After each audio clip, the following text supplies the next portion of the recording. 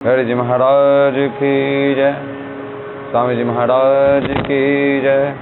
सर्वप्रथम आचार्य जनों ने गुरु चरणार बंदों की वंदना की। श्री स्वामी नागदेव जी महाराज कृषि कार्य करते हैं।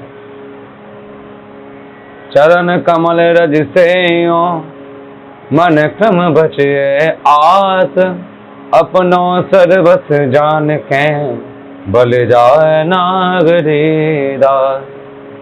सर्वप्रथम चरण कमलों की वंदना की, चरण की जो रज है उसकी वंदना की है, क्योंकि ये जो चरण रज है, ठाकुर की चरण रज है, संतों की जो चरण रज है, गुरु चरणारविंदों की जो चरण रज है, इस चरण रज की कृपा से ही हमको वो परम पद नित्य वस्तु प्राप्त हो सकती है जो कि हम कभी सोच भी नहीं सकते हैं। इस रज की तो महाराज ऐसी बात है, श्री स्वामी बिहारींद्र जी महाराज ने कितना कहा है कि रजसों रसिक कहा है। यदि हम चाहते हैं कि हमें श्री राम वृंदावन का वास मिले, यदि हम उनके चरणों में वास चाहते हैं, तो इस रज की वंदना करनी ही पड़ेगी। इस रज को अपने मस्तिष्क पर धारण करना ही पड़ेगा। अन्यथा यदि हम ऐसा नहीं करेंगे तो हम बिहारी जी महाराज को प्राप्त नहीं कर पाएंगे। छोटा सा प्रसंग आता है, बड़ा ही सुंदर प्रसंग है। एक कोई मुस्लिम व्यक्ति था और एक बार वह किन्हीं संत के पास में पहुंचा और वहां पे बैठकर उसने एक कोई पोटली उठाई और उस पोटली में से कुछ थोड़ा सा किनका लिया और अपने मुख में डाल लिया और थोड़ा सा अपने मस्तिष्क पर लगा लिया। संत ने पूछा कि लाला ये तूने क्या किया है? अभी मैंने देखा कि तूने एक पोटली खोली है, ते दवाई है कि तुझे कोई बीमारी है कि जो कि तूने अभी ये जो कार्य किया है?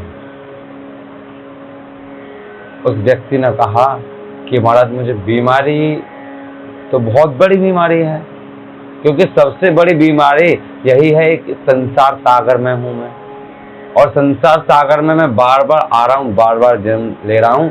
सबसे बड़ी बीमारी यही है।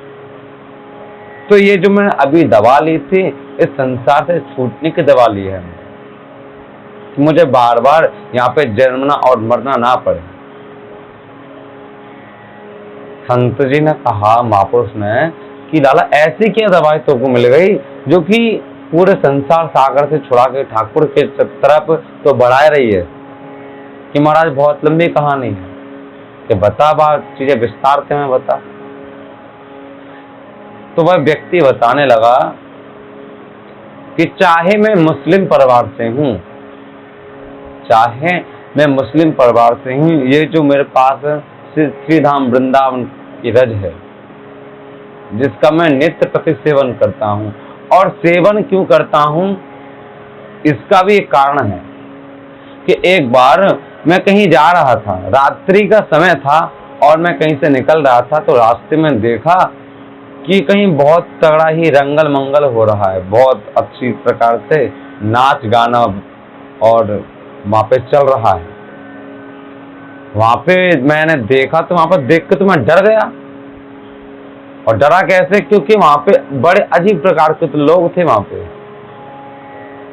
क्योंकि किसी की शक्ल कैसी है, किसी की शक्ल कैसी है, और किसी के पैर उल्टे तो किसी के हाथ उल्टे हैं। तो ये सारे अंग भंग देख के मैं डर गया, लेकिन फिर भी मैंने साहस बांध के उनसे पूछ ही लिया कि महाराज ये क्या चल रहा है और आप लोग कौन हो जो कि आपके ऐसे अवस्था हो रखी है, आपके जो शरीर है वो इस प्रकार से हैं, तो आप हो कौन और इतना रंगल मंगल कैसे चल रहा है?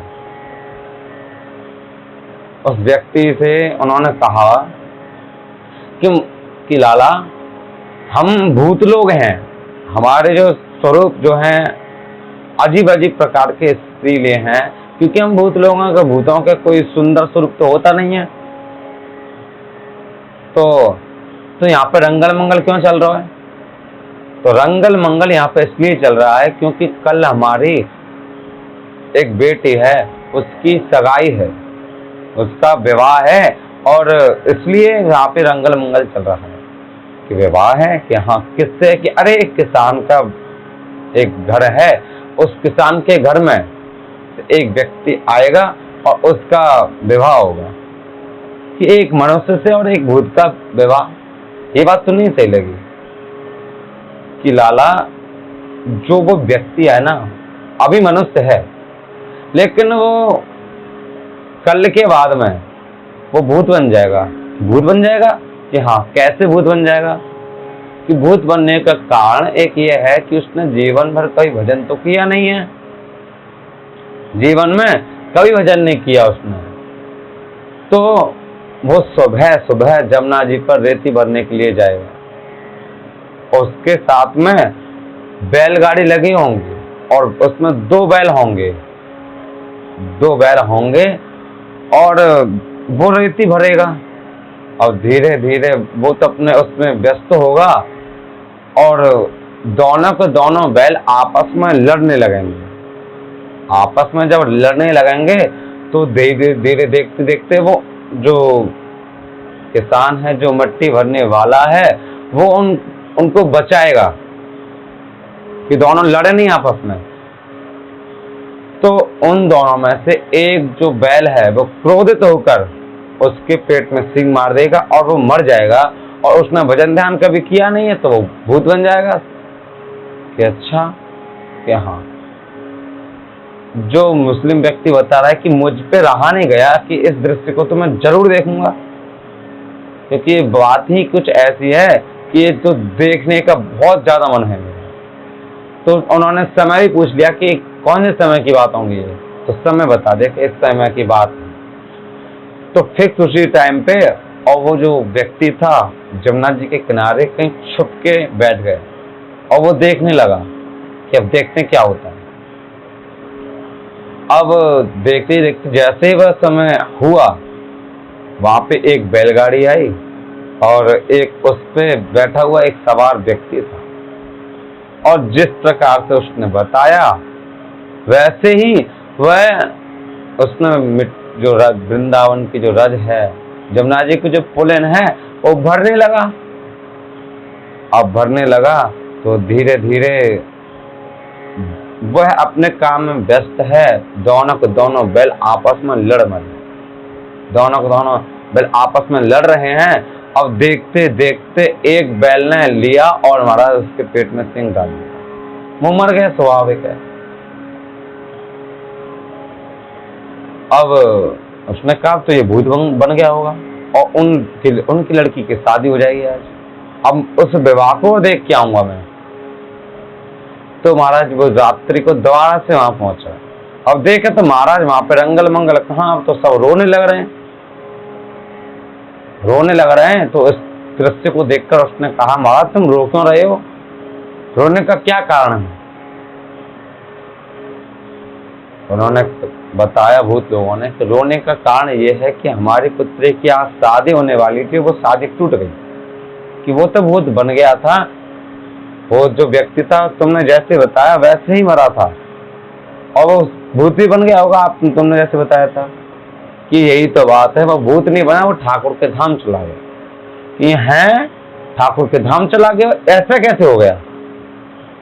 भूतों ने बताया कि तुमने एक चीज देखी थी कि जब दोनों के दोनों बैल आपस में लड़ रहे थे, जिसने उस व्यक्ति के पेट में सींग डाला था उसने पहले वृंदावन की जो भूमि है, जमुना जी की जो भूमि है, उसमें सींग डाला अपना पहले, और उसमें सींग डाला तो सींग पर वृंदावन धाम की श्री जमुना जी महारानी की और रज आ गई। जैसे ही वह रज आई तो वह रज उसके उदर में चले गई, और उदर में रज जाने की वजह से उसने जितने भी पाप किए थे, जितने भी अवतार अपराध किए थे, सारे के सारे अपराध क्षमा हो गए और ठाकुर के पार्षद आए, उनको लेकर चले गए, वो कोई भूत नहीं बना।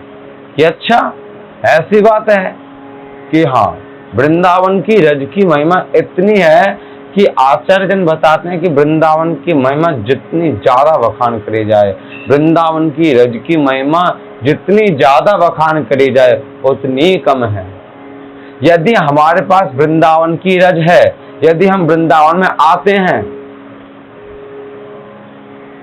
तो हमारा बहुत बड़ा सौभाग्य है। उस रज को, वृंदावन की रज को ले जाओ। यदि नहीं है हमारे पास, उस रज को लेकर अपने मस्तिष्क पे लगाओ, नेत्र प्रति लगाओ। ज्यादा ना लगा सके कोई बात नहीं, लेकिन एक बिंदी अवश्य लगाएं और गले पर लगाओ और थोड़ा सा उसमें से अवश्य खाएं, क्योंकि ये हमको लगेगा तो ऐसा कि ये कुछ नहीं है, पर ये बहुत दवाइयों की दवाई है। इसके प्रत्यक्ष प्रमाण कितने हैं महाराज, कितनी बीमारियां से खत्म हो जाती हैं वृंदावन की रज से। तो इस प्रकार से अपने जीवन को व्यर्थ न गमाएं। हम इस मनुष्य देही प्राप्त हुई है हमें, तो कुछ न कुछ इस मनुष्य देही से कर लो, वृंदावन की रज में भाव कर लो, वृंदावन में भाव कर लो, क्योंकि यही हमारे साथ एकमात्र हमारे साथ में जान है। बोलो स्वामी जी महाराज की जय।